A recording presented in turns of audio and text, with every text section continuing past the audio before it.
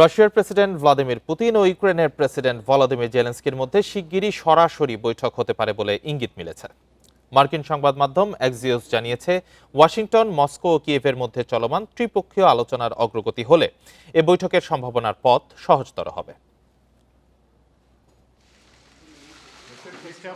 চলমান যুদ্ধ পরিস্থিতির আগে 2019 সালের ডিসেম্বরে ফ্রান্সের প্যারিসে সবশেষ সরাসরি সাক্ষাৎ করেছিলেন রুশ প্রেসিডেন্ট ভ্লাদিমির পুতিন ও ইউক্রেনের প্রেসিডেন্ট ভলোদিমির জেলেনস্কি। এরপর 2020 সালে দুইবার ফোনে কথা বলেছেন তারা।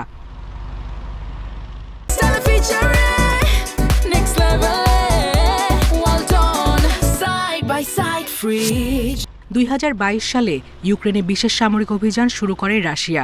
একই বছরের শেষ দিকে ইউক্রেনের 4টি অঞ্চলে রাশিয়ার সংযুক্তিকরণ গণভোটের পর পুতিনের সঙ্গে যে কোনো ধরনের আলোচনা নিষিদ্ধ করে ডিক্রি জারি করেন জেলেনস্কি।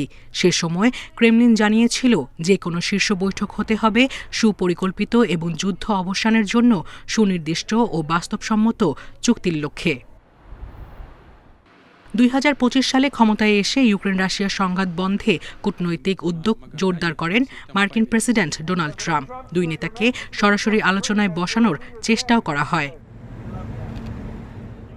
সংঘাত শুরুর প্রায় 4 বছর পর আবারও পুতিন জেলেনস্কির সরাসরি বৈঠকের বিষয়টি আলোচনায় এসেছে। মার্কিন এক কর্মকর্তা এক্সিওসকে জানিয়েছেন, আবুধাবিতে অনুষ্ঠিত যুক্তরাষ্ট্র, ইউক্রেন ও রাশিয়ার প্রতিনিধিদের 2 দিনের শান্তি আলোচনা প্রত্যাশার চেয়েও ভালো হয়েছে।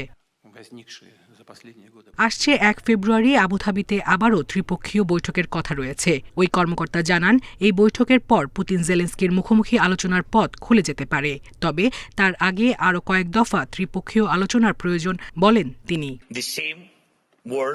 এর আগে সুইজারল্যান্ডের দাভোসে ওয়ার্ল্ড ইকোনমিক ফোরামে জেলেনস্কি দাবি করেন কিয়েভের শর্তে ইউক্রেন যুদ্ধবিরতিতে আগ্রহী। অন্যদিকে মস্কো জানায় যে কোনো শান্তি সমাধান হতে হবে স্থায়ী ও বাস্তবসম্মত। সায়রা খান, ইন্ডিপেন্ডেন্ট নিউজ।